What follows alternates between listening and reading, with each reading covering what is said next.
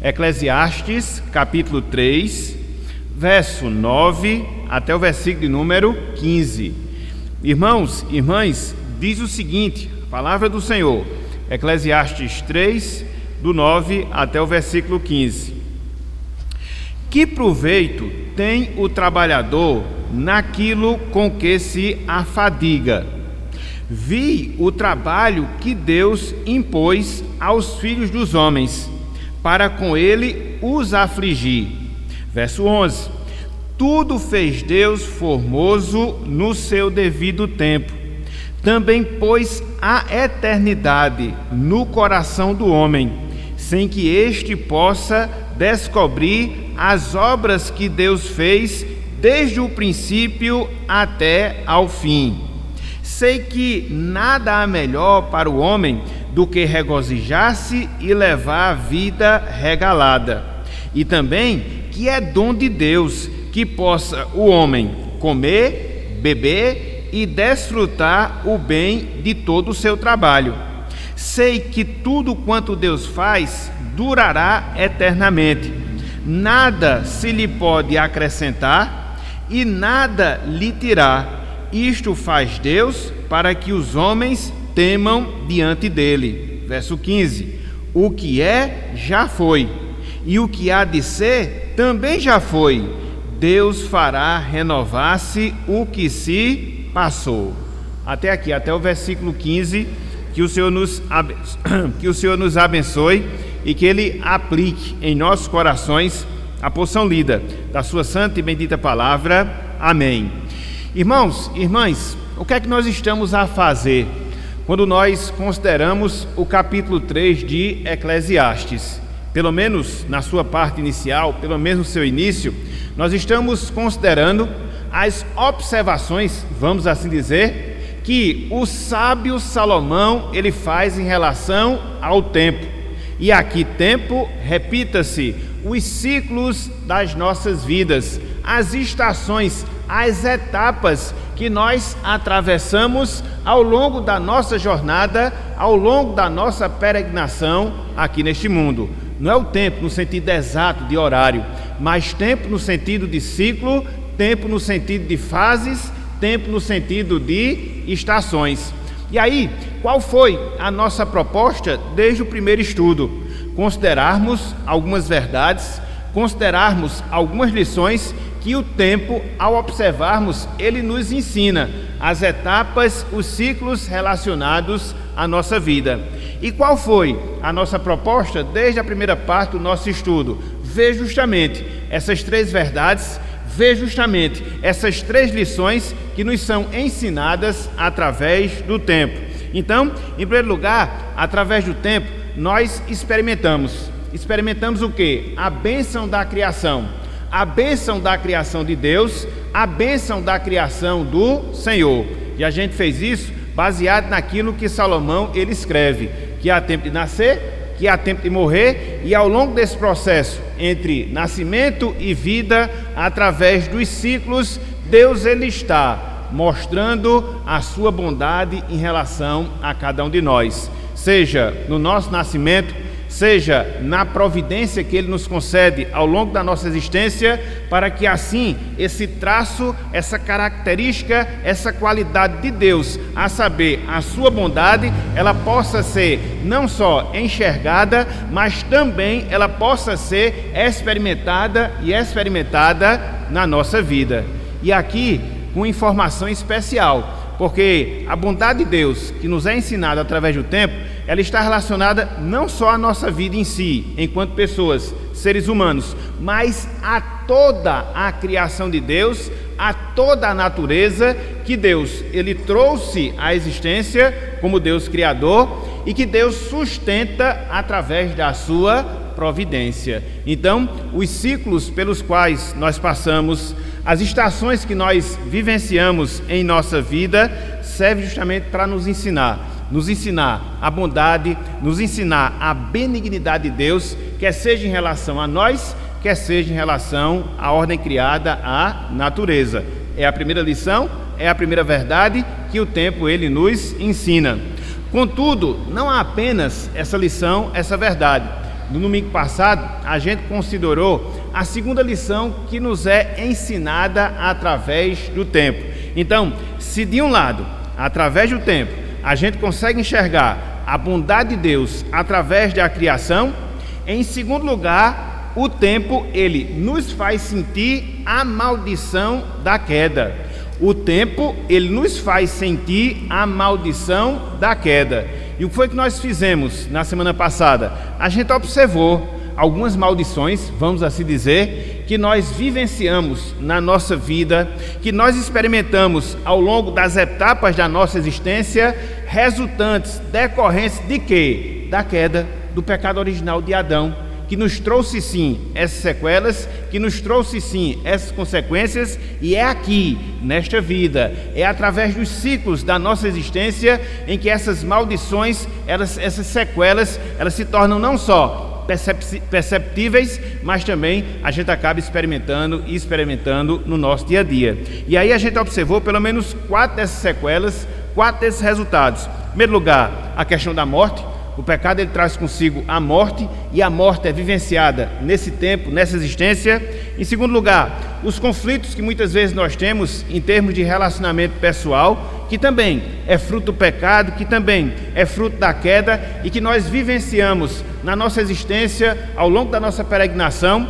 Vimos a questão dos próprios sofrimentos em si, que marcam, que caracterizam a nossa vida ao longo da nossa existência. E por fim, a quarta maldição, o labor que nós temos por causa do nosso trabalho, para o nosso sustento, para a nossa manutenção. Então foram pelo menos 4 sequelas, foram pelo menos 4 resultados impostos às nossas vidas por causa do pecado, e que nós, repito, vivenciamos e experimentamos ao longo da nossa existência aqui nesse mundo: a morte, os conflitos, os sofrimentos e os labores. Hoje, meus irmãos, hoje, minhas irmãs, conforme nós falamos, a gente vai encerrar a nossa lição, e nós vamos fazer o quê? Nós vamos considerar a terceira lição. Nós vamos considerar a terceira verdade que o tempo, ele nos ensina. Ele nos ensina a bondade de Deus na criação, ele nos ensina a maldição da queda, mas em terceiro lugar, o tempo, veja, o tempo, ele nos faz sentir a esperança de redenção. O tempo, os ciclos da nossa vida, as estações da nossa existência, elas nos fazem sentir essa esperança. Que esperança? Esse desejo, que desejo? De redenção, de salvação, de glorificação final. Vamos ver o que o sábio Salomão tem a nos ensinar acerca desse ponto, acerca dessa verdade. Vejam aí, sobretudo a primeira parte do versículo 11, Eclesiastes capítulo 3, em especial a primeira parte do versículo 11. Veja, o tempo nos faz sentir a esperança de redenção. Olhem só, irmãos e irmãs, o que Salomão nos ensina aqui no versículo 11. Ele diz, em sua parte inicial: tudo fez Deus formoso no seu devido tempo. Preste atenção agora.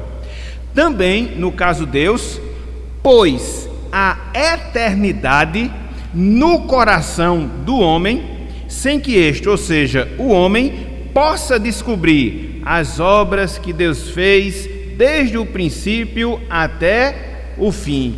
O que é que Salomão aqui nos ensina? O que é que Salomão nos mostra aqui nessa passagem? Sobretudo nesse trecho, quando ele fala: também pôs a eternidade no coração do homem. Salomão, meus irmãos, Salomão, minhas irmãs, está nos ensinando, está nos mostrando que Deus, ele deu ao homem finito, veja, Deus, ele deu ao homem finito a capacidade, não só de pensar, mas a capacidade de sentir o infinito. Não é um jogo de palavras não, mas é uma realidade. Deus, ele deu ao homem finito a capacidade, não só de pensar, a capacidade de sentir e sentir o infinito, aquilo que está acima da nossa existência. Na verdade, meus irmãos, na verdade, minhas irmãs, essa é a condição. Essa é a condição essencial, fundamental, para quem quer se relacionar com Deus e para quem quer experimentar de vida eterna com Deus, aquilo que nós chamamos de senso da eternidade. Veja, Deus, em nossa criação, Ele nos dotou dessa capacidade de pensar, de considerar, de sentir a questão da eternidade. Nós não vivemos a nossa vida por viver, nós não vamos deixar de existir quando nós morrermos, não. Nós temos essa existência no sentido eterno. Tanto é que os teólogos, eles chamam isso de eternidade relativa. Existe aquilo que nós chamamos de eternidade absoluta, isso somente Deus tem, porque Ele não teve início, nem Ele terá fim. Nós somos eternos, não no sentido absoluto, mas no sentido relativo.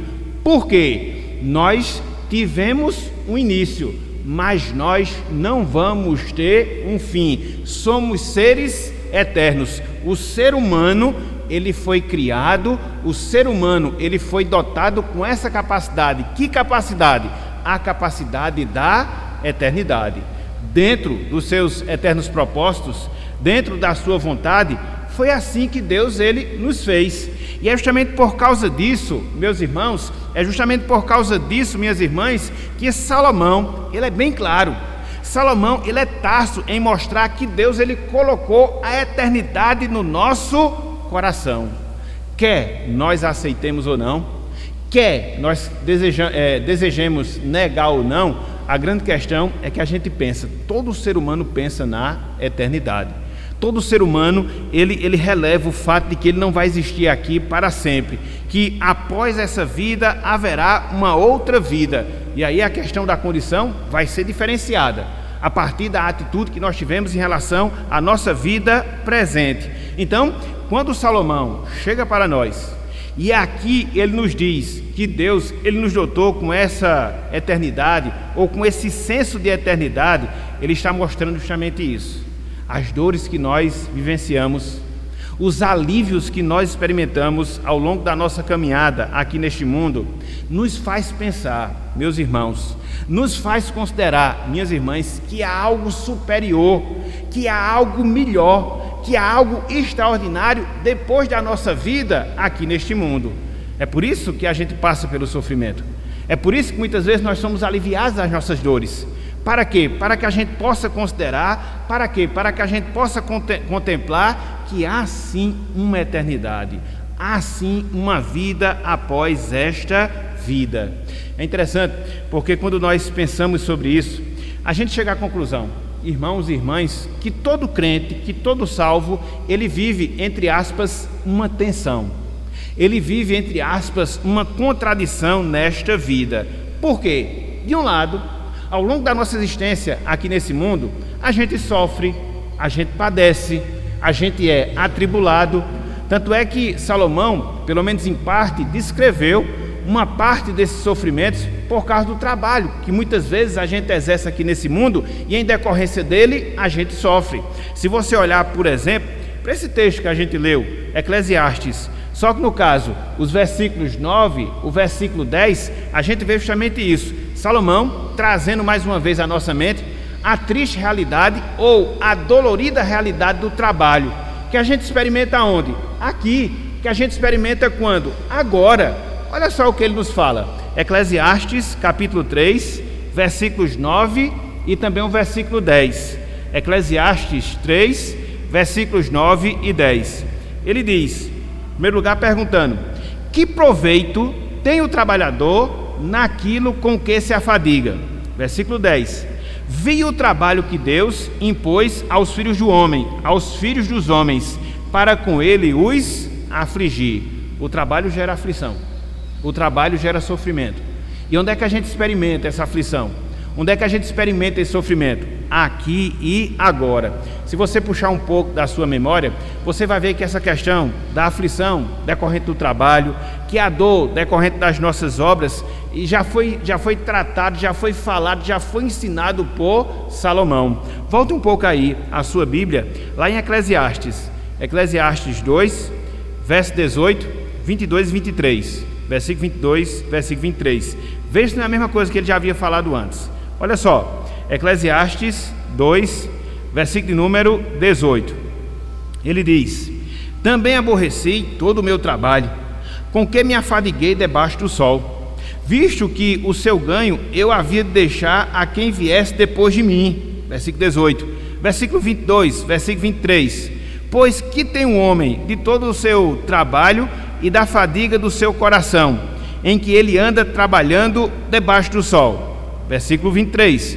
Porque todos os teus dias são dores, e o seu trabalho desgosto, até de noite não descansa o seu coração, também isto é vaidade. Então, isso é um aspecto da vida, meus irmãos.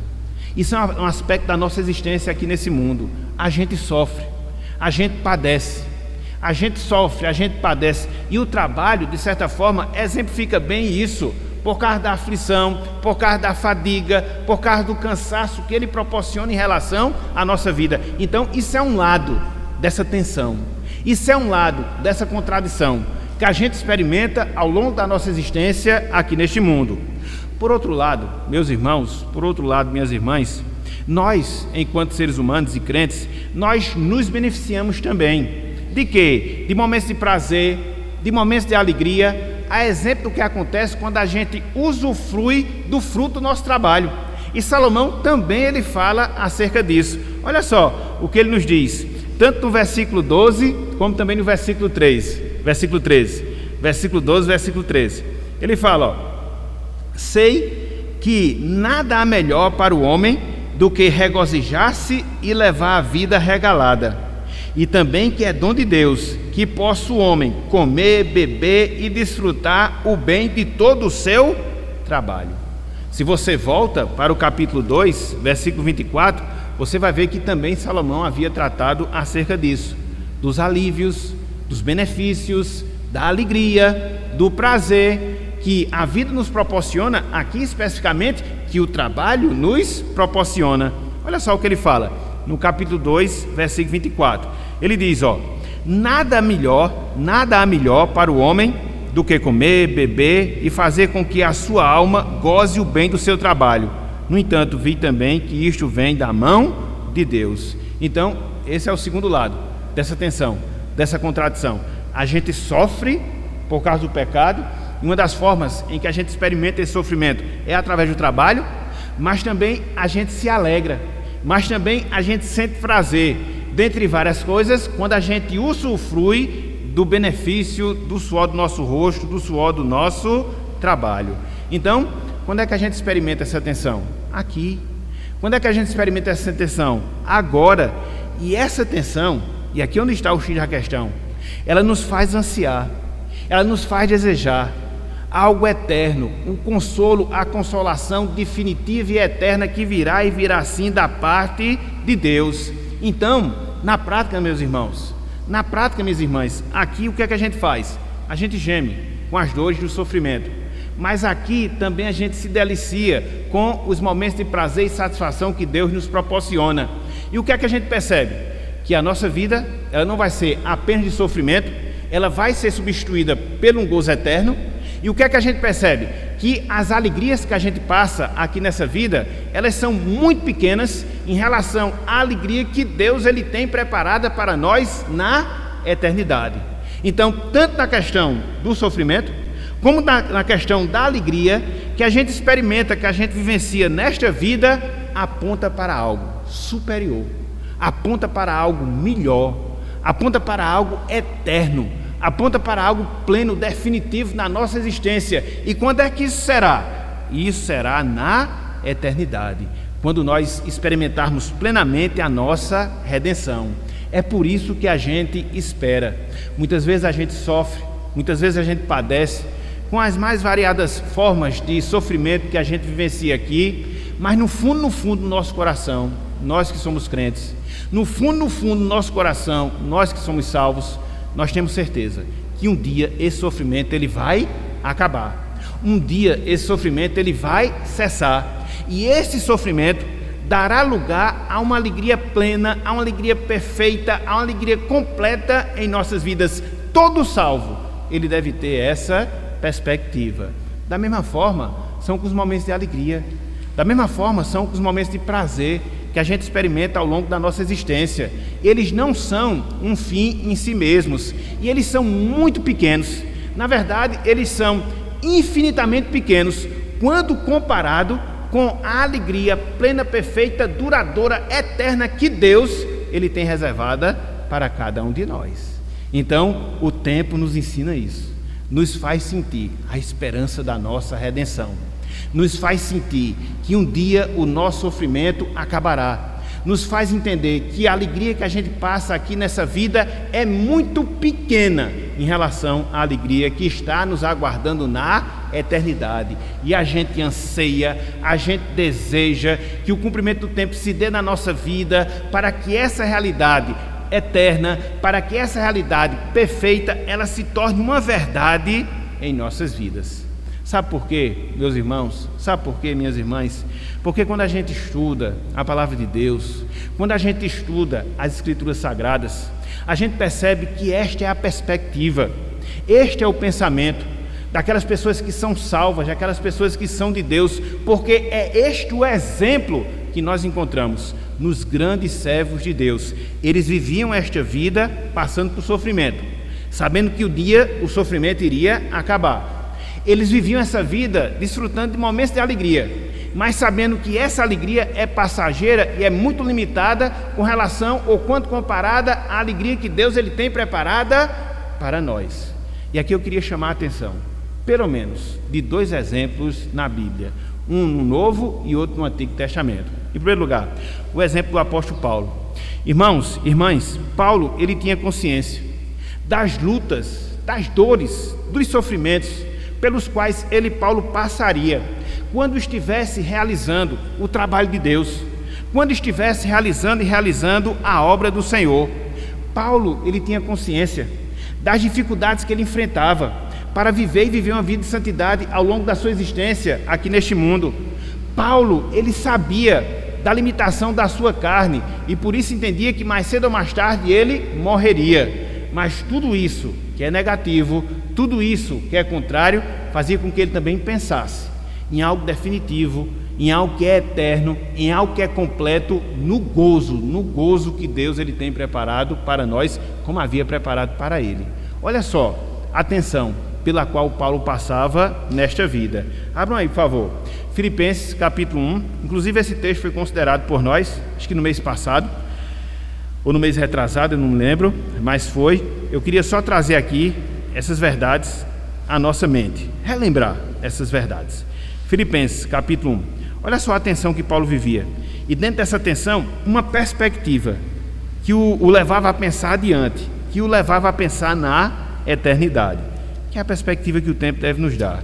Nada aqui vai ser definitivo, tudo aqui é passageiro, e algo melhor nos aguarda depois desta vida. Filipenses capítulo 1, versículo 21 até o versículo número 23. Filipenses capítulo 1, versículo 21 até o versículo número 23.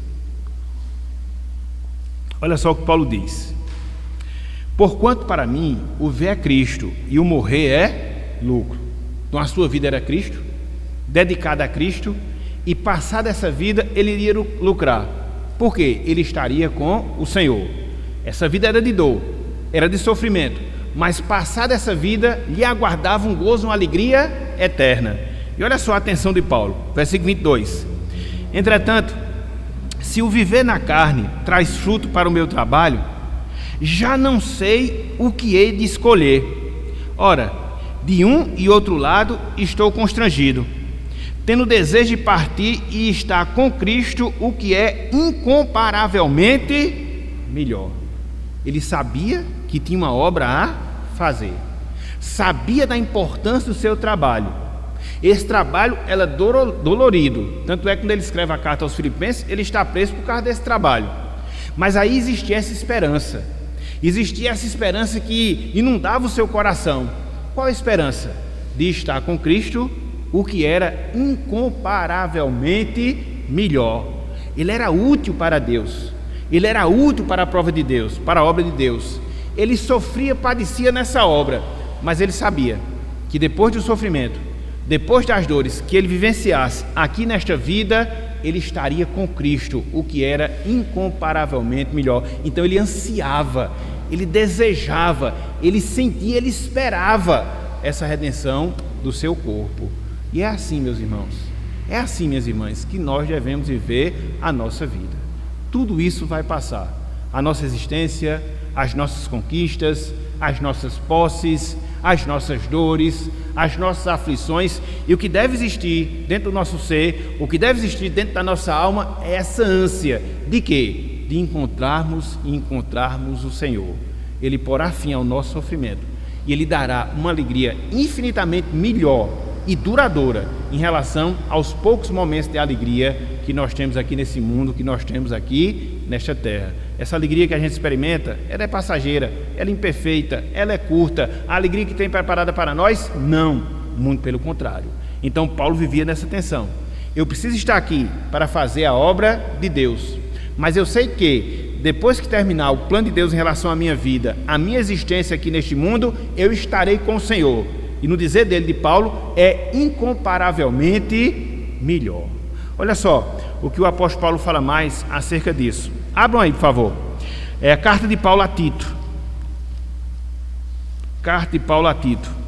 Isso é que os teólogos também chamam da tensão entre o agora e o ainda não, né? Agora nós somos salvos, temos a presença de Cristo, mas ainda não é a nossa salvação plena. Não é. Tudo que a gente tem aqui é figura imperfeita em relação àquilo que nós teremos na eternidade. Tito capítulo 2, versículos 12 e também o versículo 13. Tito capítulo 2, versículo 12 até o versículo 13. E é interessante porque tudo isso acontece como fruto do que Salomão falou. O que foi que Salomão falou? Deus, ele pôs a eternidade no nosso coração. E a gente tem um senso do eterno. A gente tem um senso do eterno. A gente não pode abafar isso. Fomos constituídos com essa característica e ninguém pode negar.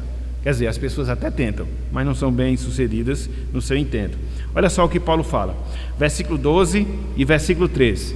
No versículo 12, ele retrata um pouco da dificuldade que a gente tem aqui neste mundo, aqui no tempo, para desenvolver a nossa santidade.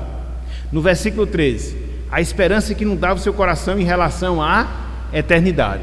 Olha só o que ele diz, verso 12, Tito 2,12. Educando-nos para que, veja, renegadas a impiedade e as paixões mundanas, vivamos no presente século sensata, justa e piedosamente. Então, no tempo presente, o que é que eu, você, todos nós devemos fazer? Desenvolver a santidade. É fácil? Não. Muitas vezes a gente sofre por causa disso. Negar a nossa carne, sacrificar o nosso eu, muitas vezes é sofrido, muitas vezes é dolorido, muitas vezes a gente perde essa luta. Sim, a gente perde e a gente cede às tentações e acaba se entristecendo por causa disso. É a nossa realidade presente, mas não é apenas isso.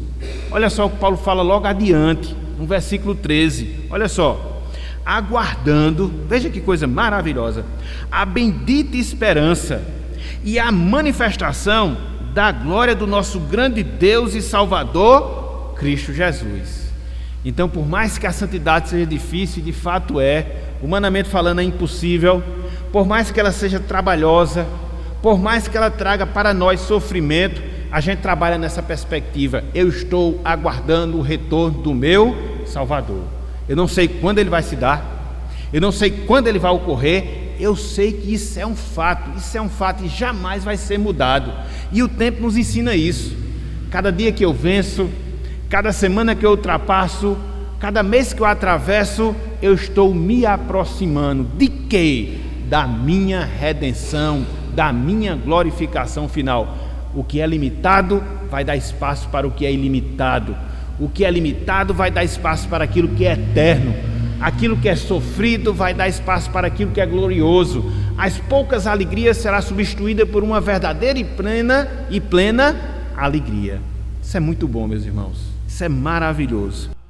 Romanos capítulo 8, versículo 18. Ardente expectativa. Vamos lá? Olha só. Ótimo, maravilha. Romanos capítulo 8, versículo 18. Olha só. Isso aqui é a perspectiva de Paulo. Essa tensão. Eu sofro nessa vida, eu me alegro em poucos momentos dessa vida, mas eu aguardo algo que é melhor e que vai ser substituído por isso que eu vivencio aqui no tempo. Olha só o que ele diz. Muito obrigado. Olha só o que texto. Porque para mim, dizia Paulo, tenho por certo, veja, que os sofrimentos de quando? Do tempo? De quando? Do aqui e do agora. Do exato momento que a gente está vivendo. É por isso que ele fala, do presente, veja, não podem ser comparados com o quê? Com a glória a ser revelada em nós. Está vendo aí? A vida é boa em alguns momentos. A gente consegue desfrutar de muitas coisas boas nessa vida. Muitas, mas aqui para nós, meus irmãos, isso é muito limitado para o que Deus tem guardado para nós. E às vezes a gente se apega tanto com as coisas dessa vida, né? Eu não quero partir para a eternidade agora, eu não quero morrer, eu quero aproveitar mais a minha vida no sentido daquilo que a vida me oferece. Meu irmão, minha irmã, a gente tem coisa melhor. A gente tem coisa melhor. É claro que a gente tem que aproveitar aquilo que chega até nós, mas a gente não deve se agarrar a essas coisas ao ponto de chegar e dizer, não, Senhor, se eu tiver de ser chamado para a glória, agora não, deixa eu esperar aqui mais um pouquinho, deixa eu experimentar aqui mais um pouquinho. Não, meus irmãos, aí você está rejeitando aquilo que é ilimitado por algo que é limitado, você está rejeitando aquilo que é perfeito por algo que é imperfeito. Jamais. Viva o seu tempo, vive o seu tempo, e se for o momento de Deus, de você experimentar a eternidade, agradeça a Deus, se prepare para ela e viva aquilo que Deus guardou para você e reservou para você.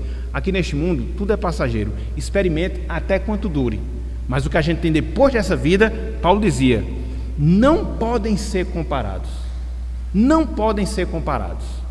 com a glória que há de ser revelada em nós. Talvez você seja uma pessoa que Deus lhe abençoou financeiramente falando, que você tenha adquirido algumas posses, que você possa viver uma vida estabilizada. Isso é bom? É.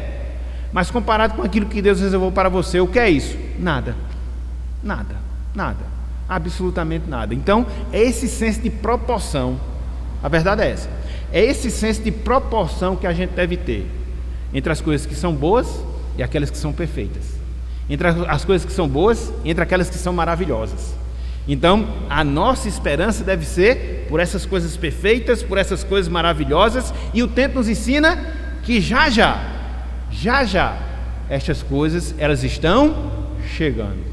Talvez chegue para mim daqui a alguns momentos, se eu partir para a glória via morte. Talvez chegue para nós se Cristo retornar hoje para buscar a sua igreja. Só um parênteses para a gente descontrair mais. Hoje de manhã eu acordei, estava fechado, né, o tempo. Eu fiquei pensando, hoje é domingo, dia do Senhor, o tempo está fechado. Quem sabe se Cristo não vem hoje, hein? Abrindo assim esse céu nublado e vindo em glória para buscar a sua igreja. Essa esperança que a gente deve ter, meus irmãos, levantar-se todo dia sabendo disso. Hoje pode ser o meu último dia, quer seja porque Deus me chama através da morte, quer seja porque Cristo venha me buscar. Uma coisa eu sei, essa vida não é a vida definitiva para mim, isso aí eu sei. Como vai se dar a mudança desse estágio, aí é com Deus, mas essa deve ser a minha perspectiva, ok? Muito obrigado, meu irmão, muito obrigado. Olha só, o texto vizinho, 2 aos Coríntios, na verdade passam 2 livros, né? 2 aos Coríntios, capítulo 5.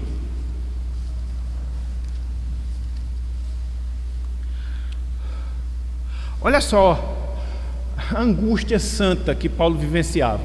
Angústia santa que ele vivenciava. Essa aqui não é pecaminosa não. Tem angústia que é pecaminosa. Quando você fica inquieto, quando você fica preocupado, essa é pecaminosa. Mas existe uma angústia que ela é santa. E essa angústia que Paulo retrata aqui por sua própria experiência. 2 aos Coríntios capítulo 5, versículo 2. Olha só o que ele fala. Olha só. Ele diz, e por isso, neste tabernáculo, aqui o tabernáculo se refere ao quê? Ao corpo físico de Paulo, corpo material de Paulo. Gememos. Porque viver nesse corpo físico, meus irmãos, a gente geme mesmo. Porque existe a dor da limitação, existe a dor do pecado, existe a dor dos sofrimentos. Você pode perceber que a sua existência material aqui é a existência de sofrimento. Como você padece, como nós padecemos. E ele fala justamente isso. E por isso neste tabernáculo gememos, mas não acaba aí. Não acaba com a dor do sofrimento presente, no presente momento. Ele diz mais, aspirando desejando, vislumbrando, esperando o quê? Por sermos revestidos da nossa habitação celestial. Nós estamos num tabernáculo, uma tenda, mas está reservada para nós uma habitação celestial. Qual é o melhor, meus irmãos? Habitação celestial. Nem se compara. Então, é essa perspectiva que a gente deve ter. Viva a sua vida, com seus sofrimentos, com as suas alegrias, com a sua satisfação, com os seus dramas. Lembre-se, o sofrimento vai acabar já já, e vai chegar algo que é melhor. Lembre-se, a alegria, por mais que seja deleitosa, não é perfeita. Há uma alegria perfeita que lhe aguarda. Então, no tempo, você espera, de maneira ansiosa, positivamente falando, por essa nova realidade. Então, a gente viu aqui o exemplo de Paulo. Veja o exemplo de Abraão. Adiante aí, por favor, na carta aos Hebreus, capítulo 11. Aqui é uma perspectiva de um crente, né? Como foi dito aqui, ele anda com o pé no chão e a cabeça nos céus. Não é isso mesmo, pastor Valdes? Acho que foi Valdes que falou esse negócio. Que o crente, ele anda aqui com o pé no chão e a cabeça onde? No céu. Era assim que Abraão vivia. E olha só o registro que é dado acerca dele em relação a esse fato. Hebreus capítulo 11, versículo de 8 até o versículo 10. Hebreus 11, versículos 8 até o versículo 10. Diz o seguinte: pela fé, Abraão, quando chamado, obedeceu, a fim de ir para um lugar que deveria receber por herança, e partiu sem saber aonde ia.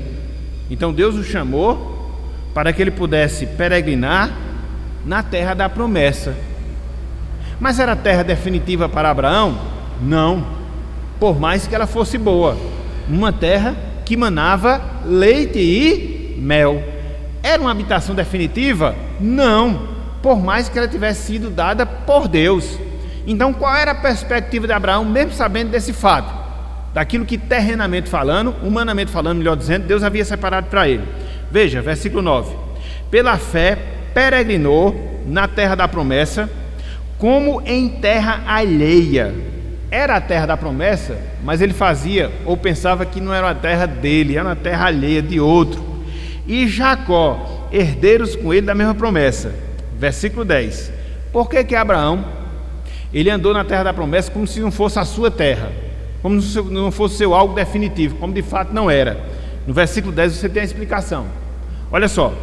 Porque aguardava, no caso Abraão, aguardava a cidade que tem fundamentos, da qual Deus é o arquiteto e edificador. Ele andava na terra da promessa, mas na verdade a sua cabeça estava onde? Nos céus. Não era na terra da promessa. Porque ele aguardava justamente isso, uma cidade, e não uma terra, um terreno, uma cidade, e não qualquer cidade, mas conforme nós temos aqui na palavra, uma cidade que Deus, ele é o arquiteto, foi ele que elaborou, projetou, e também que Deus, ele é o edificador, foi ele que construiu. Então ele fez toda a obra. Ou seja, as mansões celestiais que estão nos aguardando. É por isso que mais adiante, no versículo 16, não só se referindo a Abraão, a Jacó, mas também a própria Sara, aqui os patriarcas, olha só a perspectiva da visão deles, que é retratada aqui pelo autor aos Hebreus. Versículo 11, olha só. Mas agora, versículo 16, mas agora, veja, aspiram, desejam o quê? Uma pátria superior, isto é, celestial, uma pátria celestial. Por isso, Deus não se envergonha deles, de ser chamado seu Deus. Por quê? Porquanto lhes preparou uma cidade. Meus irmãos, minhas irmãs, cá para nós, esta é a nossa perspectiva do tempo presente. Você está aqui neste mundo, você está aqui nesta vida, sofrendo em alguns instantes, realmente, vivendo determinados momentos prazerosos, com certeza, mas na verdade, você sabe, no mais íntimo do seu ser, no mais profundo do seu coração, que o sofrimento, mais cedo ou mais tarde, vai ser substituído por uma glória eterna. que a alegria, essa alegria que você tem aqui, vai ser substituída por uma alegria que é perfeita, e você anseia por isso, que você responda para você mesmo. Mas é isto que faz diferença para um crente, de você ter a perspectiva certa da sua vida, não só na sua existência terrena, mas você ter a perspectiva certa da sua vida quanto à eternidade. Porque por mais que nós vivamos nesse mundo, uns vão viver 40, 50, 60, 70, 80, 100 anos. O certo, meus irmãos, é que mais cedo ou mais tarde, eu, você, todos nós vamos partir. E o tempo que a gente viver aqui neste mundo, por mais longo que ele seja, ele é uma gotinha no oceano da eternidade. Mas tudo que nós fizermos aqui implicará com aquilo que nós teremos na eternidade. Esse curto espaço de tempo que a gente experimenta na presente existência. Por isso, faça. Por isso, trabalhe. Por isso, se empenhe com todas as suas forças, contando com a graça de Deus, para que você tenha essa vida, agindo de maneira correta, com essa perspectiva certa, e assim você atravessa essa vida, sabendo que ela não é o seu fim, que tem algo melhor, esperando e aguardando esperando e aguardando por você. Então, o que é que fica aqui de lição? O que é que fica aqui de aplicação? Vivamos cada dia do presente momento.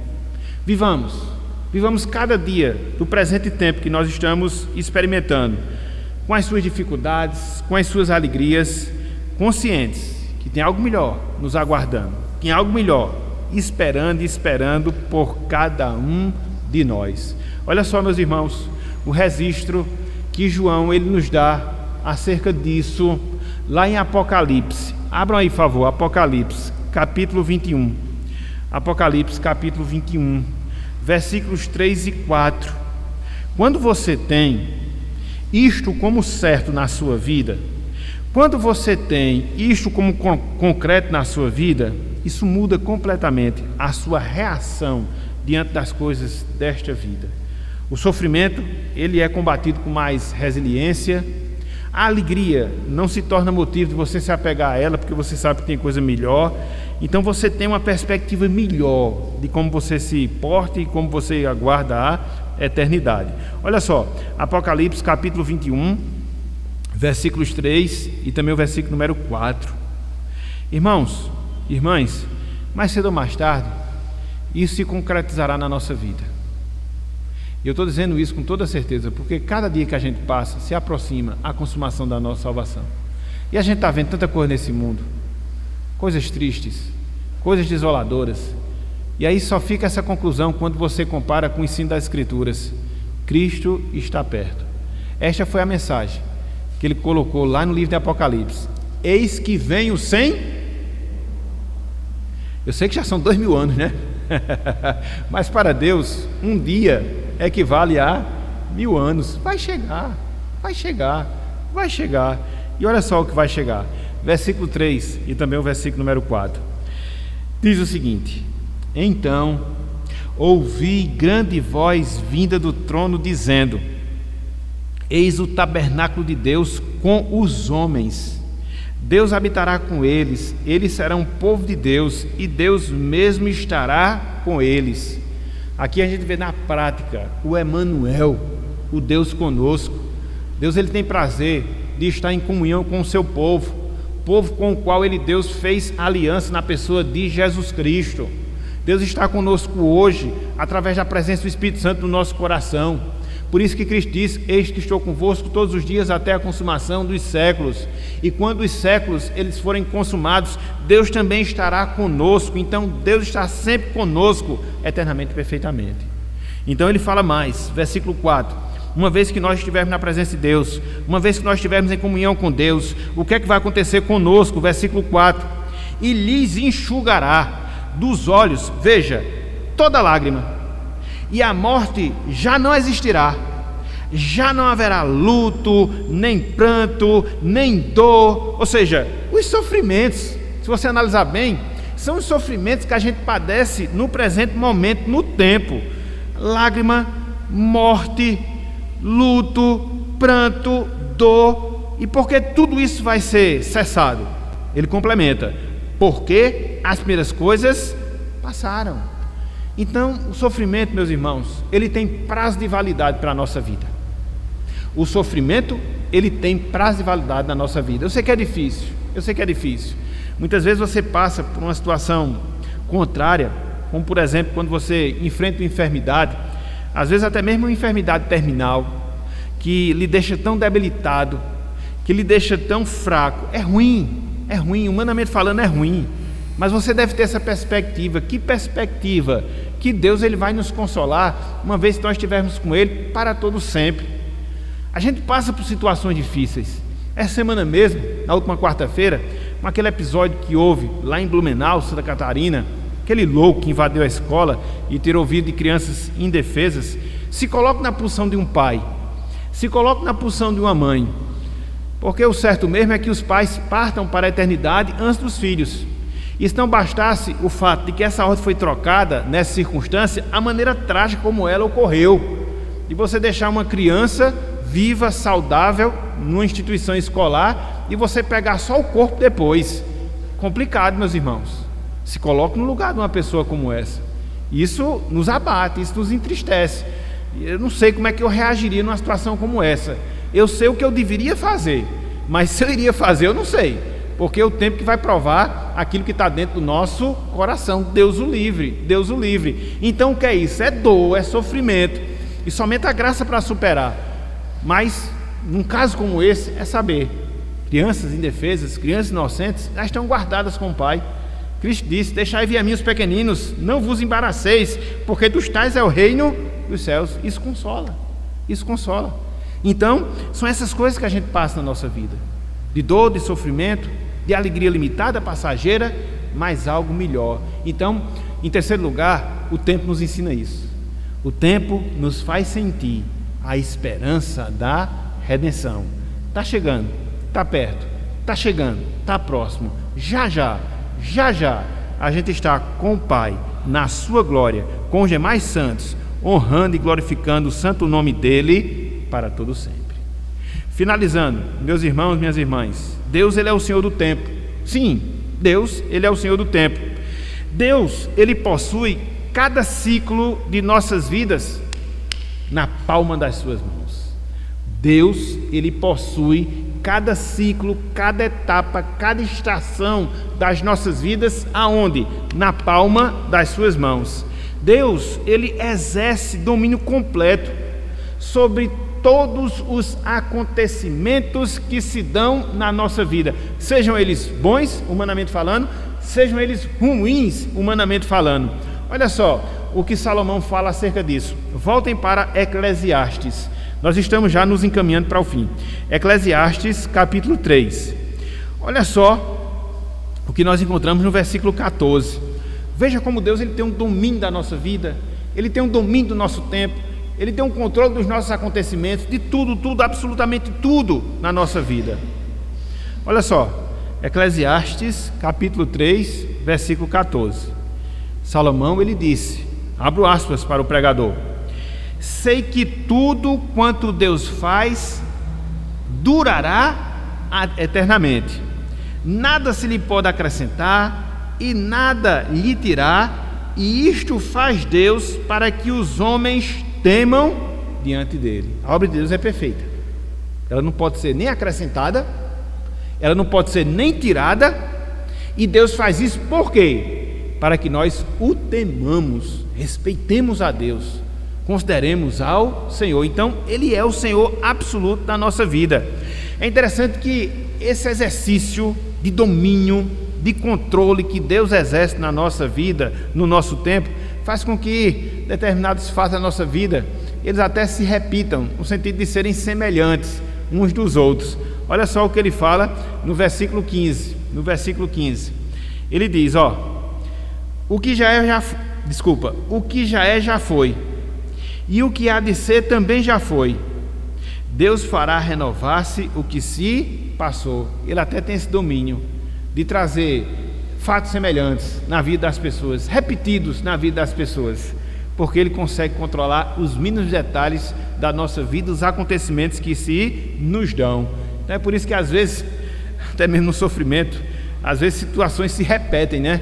Nos momentos bons, situações se repetem. Na vida das outras pessoas, situações se repetem. Porque Deus tem esse controle. Ele faz renovar determinadas coisas. Então, o controle dele é absoluto. Então, diante disso, o que é que a gente deve fazer? E aqui, fechando a nossa aula, descansar, meus irmãos, descansar, minhas irmãs, na condução de Deus na nossa vida. Eu sei que muitas vezes a gente se preocupa, eu sei que muitas vezes a gente se inquieta, porque às vezes a gente quer ver mudança.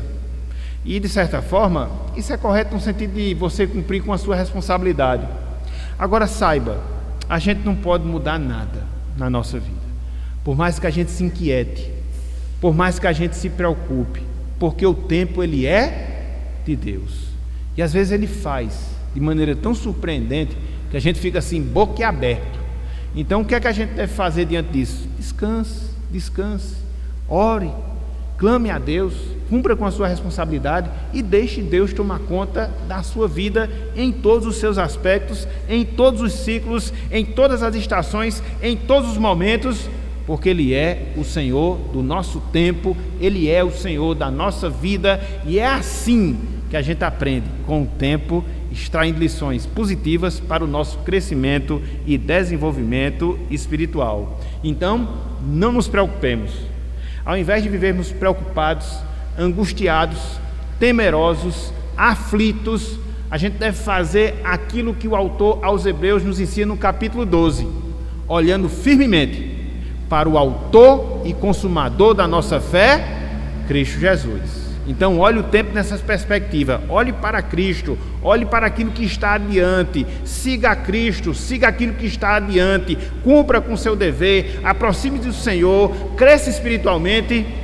Deus, Ele vai cuidando, nos mínimos detalhes da sua vida e da vida dos seus. E descanse, porque assim você vai ter o sentimento correto, a atitude certa diante dessa vida, diante desse tempo, que muitas vezes é tão complexo, que muitas vezes é tão complicado, que somente Deus para nos dar esclarecimento. E na eternidade, com certeza, Ele tirará todas as dúvidas que porventura nós tivermos aqui nesta vida, do que poderia ter acontecido, não aconteceu, do que aconteceu, que não deveria ter acontecido. Às vezes a gente fica a se perguntar, no futuro, na eternidade, a gente vai entender isso, e já já a gente chega lá. Ok, meus irmãos? Então que Deus nos abençoe e que Ele aplique a sua santa palavra em nossos corações. Amém.